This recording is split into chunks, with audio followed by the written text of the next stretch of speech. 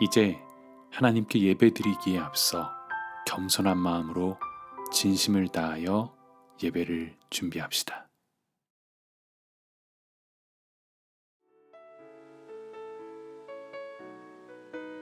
나는 전능하신 아버지 하나님, 천지의 창조주를 믿습니다. 나는 그의 유일하신 아들, 우리 주 예수 그리스도를 믿습니다.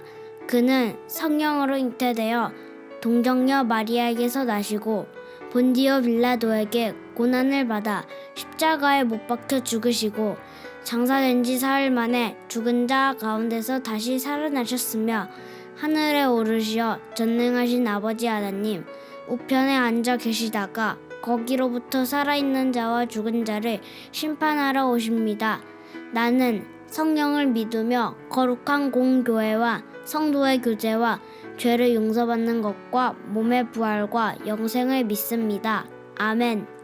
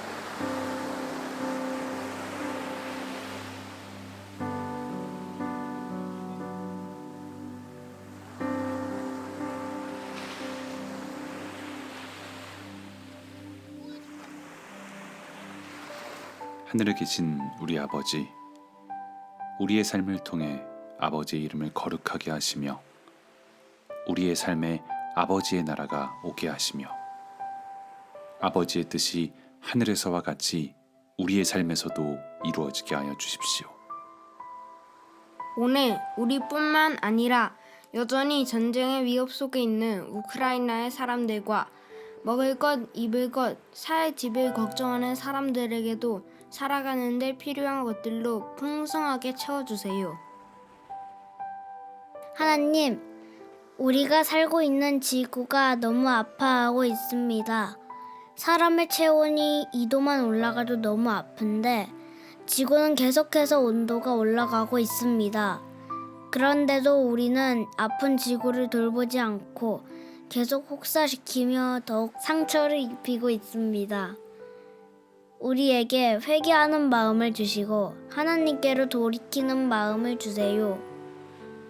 하나님께서 창조하신 이 세상을 아름답게 가꿔가는 우리가 되겠습니다.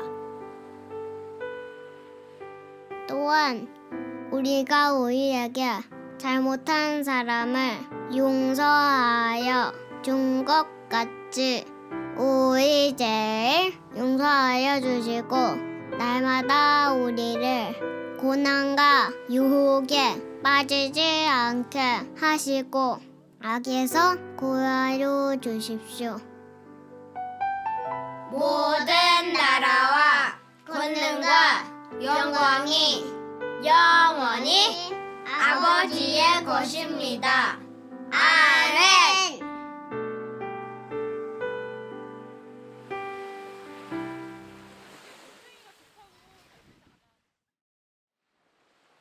안녕하세요, 나그네 여러분. 나그네 최성기 목사입니다. 오늘은 제 목소리만으로 이렇게 설교를 준비했습니다. 바다를 보시면서 하나님의 말씀에 집중하시길 바랍니다. 오늘 하나님께서 우리에게 주시는 말씀은 신약성경 누가복음 16장 19절부터 31절의 말씀입니다. 어떤 부자가 있었는데 그는 자색옷과 고운 베옷을 입고 날마다 즐겁고 호화롭게 살았다. 그런데 그 집 대문 앞에는 나사로라 하는 거지 하나가 헌데투성이 몸으로 누워서 그 부자의 상에서 떨어지는 부스러기로 배를 채우려고 하였다. 개들까지도 와서 그의 헌데를 핥았다. 그러다가 그 거지는 죽어서 천사들에게 이끌려가서 아브라함의 품에 안기었고 그 부자도 죽어서 묻히었다. 부자가 지옥에서 고통을 당하다가 눈을 들어서 보니 멀리 아브라함이 보이고 그의 품에 나사로가 있었다.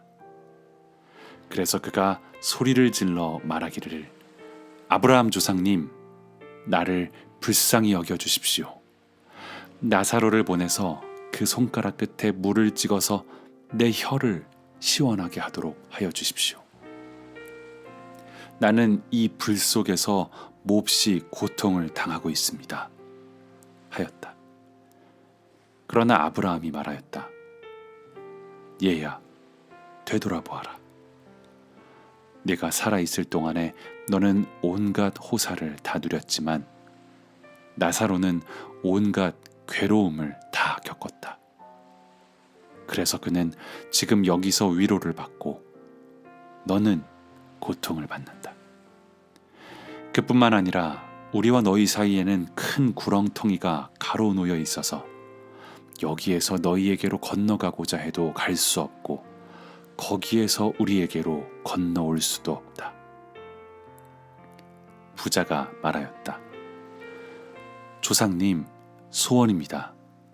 그를 내 아버지 집으로 보내주십시오. 나는 형제가 5이나 있습니다. 제발 나사로가 가서 그들에게 경고하여 그들만은 고통받는 이곳에 오지 않게 하여 주십시오. 그러나 아브라함이 말하였다. 그들에게는 모세와 예언자들이 있으니 그들의 말을 들어야 한다. 부자는 대답하였다. 아닙니다. 아브라함 조상님, 죽은 사람들 가운데서 누가 살아나서 그들에게로 가야만 그들이 회개할 것입니다. 아브라함이 그에게 대답하였다. 그들이 모세와 예언자들의 말을 듣지 않는다면 죽은 사람들 가운데서 누가 살아난다고 해도 그들은 믿지 않을 것이다. 아멘. 예수님은 말씀하실 때 자주 비유를 사용하셨습니다. 오늘 말씀도 그 비유들 중 하나입니다. 예수님의 이 비유들에는 여러 인물들이 등장합니다. 선한 사마리아인, 바리새인, 아버지, 맏아들, 씨 뿌리는 자, 임금 등 이러한 인물들의 특징은 모두 익명이라는 것입니다. 그런데 예수님의 비유 중에서 유일하게 이름이 언급되는 사람이 있는데 바로 오늘 본문에 나오는 나사로입니다. 유일하게 이름이 나오는 만큼 당연히 그 의미가 중요하겠죠. 나사로라는 이름은 하나님이 도와주시는 사람이라는 뜻입니다. 예수님은 굳이 하나님이 도와주시는 사람이라는 뜻의 나사로라는 인물을 등장시켰습니다. 그런데 특이하게 그의 이름이 하나님이 도와주시는 사람이라는 뜻인데 날마다 부자의 집 대문 앞에 누워있는 거지입니다. 그의 이름이 하나님이 도와주시는 사람이라는 뜻인데 그는 부자의 상에서 떨어지는 부스러기라도 구걸하는 거지입니다. 하나님이 도와주시는 사람인데 온몸이 헌데투성이에 종기가 나고 상처가 있는 그런 사람입니다. 그러다가 결국에는 하나님이 도와주셔서 성공하게 되는 게 아니라 그냥 그렇게 살다가 비참하게 죽었습니다.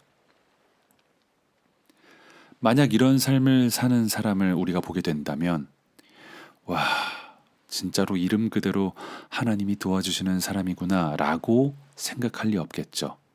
이런 사람을 보면서 와, 하나님은 정말 살아계시는구나 라고 생각할 리 없습니다. 예수님은 비유를 하시면서 왜 굳이 이 사람의 이름을 나사로라고 말씀하셨을까요? 케네스 이 베일리라는 신학자는 중동의 눈으로 본 예수라는 책에서 나사로 이야기는 신약의 욥기라고 말했습니다.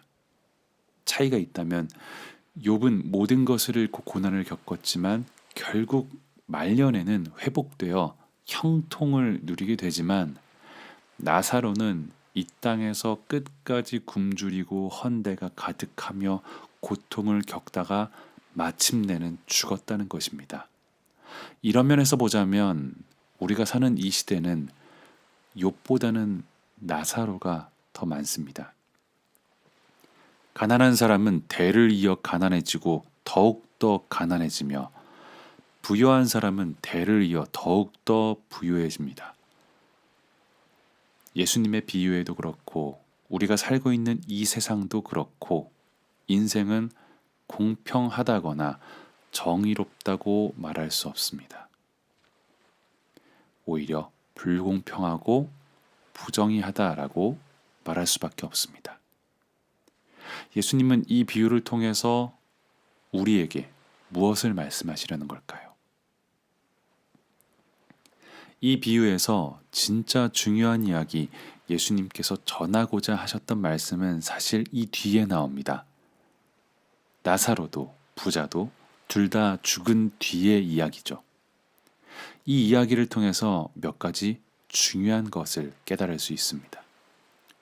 첫째로, 이 땅에서의 삶이 진짜 끝이 아니라는 것입니다. 이 땅에서는 세상이 불공평하고 정의롭지 않은 것 같지만, 아니, 분명히 이 세상은 불공평하고 정의롭지 않지만 인생은 그게 끝이 아니라 죽음 이후에 영원한 삶이 있으며 그제서야 정의와 공평이 이루어집니다. 죽음 이후에 나사로는 이름 그대로의 삶이 이루어집니다.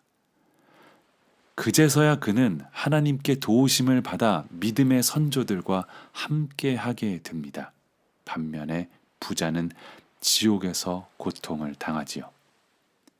아브라함은 부자에게 말합니다. 내가 살아있을 동안에 너는 온갖 호사를 다 누렸지만 나사로는 온갖 괴로움을 다 겪었다. 그래서 그는 지금 여기서 위로를 받고 너는 고통을 받는다. 이 말은 자칫 이 땅에서 부자인 사람은 죽음 이후에 지옥에 가고 이 땅에서 거지처럼 살아야만 죽음 이후에 천국에 간다는 뜻으로 오해될 수도 있습니다. 하지만 당연히 그런 뜻은 아니죠.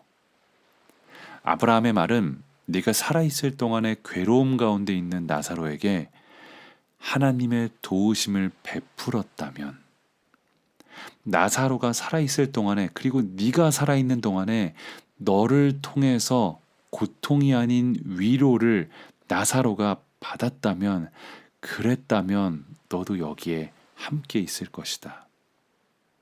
이런 의미죠. 둘째로 아브라함의 자손이라서 구원받는 게 아니라는 것입니다. 부자는 아브라함과 대화하면서 아브라함 조상님, 조상님이라고 부릅니다. 그가 아브라함의 혈통, 자손이라는 것을 알 수 있죠. 아브라함도 부를 때마다 얘야 라며 친근하게 부릅니다. 하지만 그럼에도 불구하고 돌이킬 수 없습니다. 우리와 너희 사이에는 큰 구렁텅이가 가로놓여 있어서 여기에서 너희에게로 건너가고자 해도 갈 수 없고 거기에서 우리에게로 건너올 수도 없다. 안타깝게도 지금도 많은 교인들이 이 부자와 비슷한 생각을 가지고 있습니다. 특히 목사와 장로와 안수집사와 권사와 중직자라고 하는 사람들이 이 부자와 비슷한 생각을 많이 갖고 있습니다. 내가 목사니까, 내가 장로고 안수집사고 권사라서 그래서 내가 믿음이 좋다고 착각합니다. 안타깝게도 제가 만났던 수많은 목사들 중에 많은 사람들이 저 사람은 정말 예수님을 믿는 사람이 맞을까 싶은 생각이 들게 했습니다. 너무 안타깝게도 수많은 장로와 안수집사와 권사들이 저런 말과 행동을 할 정도면 하나님의 사랑을 모른다고 봐도 되지 않을까라는 생각이 들었습니다. 정말 많은 사람들이 교회를 다닌다고 하고 믿는다고 말하지만 저 사람은 도대체 무슨 근거로 자기가 구원을 받았다고 말을 할까라는 생각이 들게 합니다. 그들의 생각은 성경시대 유대인들과 바리새인들이 가졌던 생각들과 크게 다르지 않습니다. 나는 아브라함의 혈통이니까, 나는 유대인이니까, 난 율법을 다 알고 잘 지키고 있으니까, 나는 11조를 하니까. 그들이 그렇게 생각했다면 이 시대에 또 다른 유대인들은 난 목사고 장로고 권사니까, 난 안수집사니까, 난 예배를 안 빠졌으니까, 난 성경을 많이 읽었으니까, 난 전도를 많이 했으니까, 난 11조 생활을 꾸준히 하고 헌금을 많이 했으니까 라고 생각합니다. 이런 생각은 결코 구원의 근거가 될 수 없다고 말씀하십니다. 나사로를 보십시오. 나사로가 구원을 받은 것에는 특별한 이유가 없었습니다. 이 비유에서 아주 특이한 점, 정말 재미있는 점은 나사로가 말 한마디도 하지 않았다는 것입니다. 나사로는 등장하지만 딱히 그가 하는 것이 없습니다. 그냥 구걸하다가 죽었을 뿐입니다. 그럼에도 그는 구원을 받아서 믿음의 선조들과 함께 했습니다. 구원은 내가 무언가를 많이 해서 열정적으로 해서 얻어내는 것이 아니라는 뜻입니다. 구원은 하나님의 도우심입니다. 자신이 하나님의 도우심이 필요한 존재라는 것을 깨닫는 사람, 나는 정말 하나님의 은혜가 필요한 존재구나라는 것을 아는 사람에게 구원이 찾아오는 것입니다. 마지막으로 예수님을 믿는 믿음은 특별한 증거 때문에 믿는 게 아니라는 것입니다. 부자는 자신의 5 형제라도 구원받기를 원했습니다. 죽은 나사로가 그들에게 찾아가서 경고해 주기를 바랬습니다. 그러나 아브라함은 말하지요. 그들에게는 모세와 예언자들이 있으니 그들의 말을 들어야 한다. 부자가 말합니다. 아닙니다. 아브라함 조상님, 죽은 사람들 가운데서 누가 살아나서 그들에게로 가야만 그들이 회개할 것입니다. 그러자 아브라함이 다시 대답하죠. 그들이 모세와 예언자들의 말을 듣지 않는다면 죽은 사람들 가운데서 누가 살아난다고 해도 그들은 믿지 않을 것이다. 요한복음 11장에는 예수님께서 죽은 나사로를 살리시는 장면이 나옵니다. 예수님의 비유에 나오는 나사로가 아닌 마르다와 마리아의 형제였던 동명이인 나사로죠. 되게 특이하게도 같은 이름이죠. 죽은 지 나흘이 되어서 시체가 썩는 냄새가 날 정도였습니다. 그런 나사로가 예수님의 말씀에 따라 다시 살아났습니다. 그러자 많은 유대 사람들이 예수님을 믿게 되었다고 성경은 말씀하십니다. 그러나 그 가운데 몇몇 사람은 바리새파 사람들에게 가서 이 일을 알렸고 대제사장과 바리새파 사람들은 이 일로 예수님을 죽이기로 결정했습니다. 죽은 나사로가 다시 살아나지만 이 사건은 오히려 예수님을 믿는 게 아니라 예수님을 죽이기로 결정하는 근거가 되었습니다. 동명이인인 그 나사로, 정말로 죽은 나사로가 다시 살아났지만 대제사장과 바리새파 사람들은 예수를 죽이려고 모의했죠. 오히려 악한 마음을 더욱 굳세게 해줄 뿐이었습니다. 여러분도 그렇겠지만 저도 저의 부모님께서 저를 사랑하신다는 증거를 찾지는 않습니다.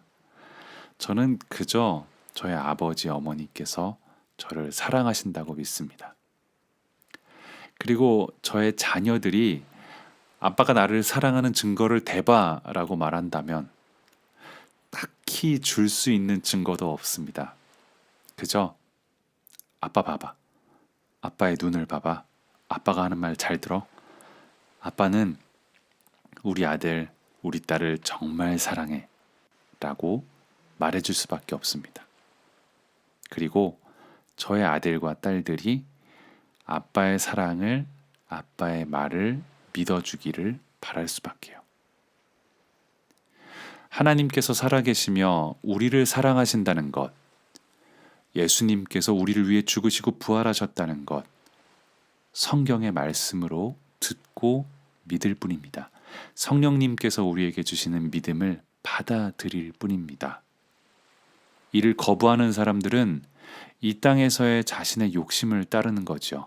오늘 예수님의 비유에 나오는 부자는 자신의 부요함을 붙잡느라 하나님의 도우심, 하나님의 사랑을, 은혜를 필요로 하지 않았고, 죽은 나사로가 다시 살아나는 사건을 보고도 믿지 않은 자들은 예수님께 자신들의 세력, 이 땅에서의 권력을 빼앗길까 봐 믿지 않았습니다. 이 땅만 바라보느라 진리를 받아들이지 않은 것이지요. 사랑하는 나그네 여러분, 우리는 결국 모두가 죽습니다. 부자도 죽고 가난한 자도 죽습니다. 안 죽는 사람은 없습니다. 그런데 죽음이 끝이 아니라 이후에 영원한 세계가 있습니다. 그래서 우리는 모두 하나님의 도우심, 하나님의 은혜 없이는 살 수 없는 존재입니다. 이 땅에서 부유하든 가난하든 지식이 많든 적든 어떤 문화와 어떤 인종과 어떤 환경에 처하든 누구든지 하나님의 도우심이 필요한, 모든 사람은 하나님의 도우심이 필요한, 우리는 하나님의 도우심이 필요한 나사로입니다. 내가 나사로라는 사실을 잊으면 그때부터 부자처럼 살게 됩니다. 가난하다고 해서 부자처럼 살지 않는 게 아닙니다. 이웃을 돌보지 않고 어떻게 해서든 정말 무슨 수를 써서든 자신만을 위해서 이 땅에서의 삶만을 위해서 살아간다면 그게 바로 예수님이 말씀하신 비유 속의 부자입니다. 반면에 부유한 사람이라도 부자라고 할지라도 가난한 나사로처럼 살 수도 있습니다. 자신이 하나님의 도우심이 필요한 사람, 은혜를 입은 사람이라는 것을 깨닫고 늘 주위를 살피며 받은 은혜를 나누며 살아가는 사람은 그가 부유하든 가난하든 이 시대에 나사로가 되는 것입니다. 그러므로 이 예배를 드리는 모든 나그네 여러분, 이 시대의 나사로가 바로 여러분입니다. 우리는 하나님의 도우심이 필요한 사람이며 하나님께서는 이미 은혜를 우리에게 베푸셨음을 깨닫고 받은 은혜를 이웃들과 나누며 살아가는 나그네가 되시길 진심으로 축복합니다. 하나님 아버지 감사합니다. 오늘도 예배를 통해 하나님께는 영광을 올려드리고 우리는 은혜를 받아 누리게 해주셔서 감사드립니다. 하나님, 우리는 나사로입니다. 하지만 내가 누릴 것만을 좇느라 하나님의 은혜를 누릴 줄 모르는 어리석은 부자의 모습으로 살았습니다. 먹을 것과 입을 것, 세상이 좋다고 하는 것들을 좇느라 내 문 앞에 있는 이웃을 돌보지 않았습니다. 우리를 불쌍히 여겨주십시오. 우리를 용서하여 주십시오. 이제 더 이상 내 힘으로 이 땅을 살아가거나 내 능력으로 죽음을 이유를 준비하는 것이 아니라 매일 매순간 하나님의 도우심이 없이는 살아갈 수 없는 이 시대의 나사로임을 깨닫고 날마다 하나님의 은혜를 구하며 받은 은혜를 나누는 나사로가 되겠습니다.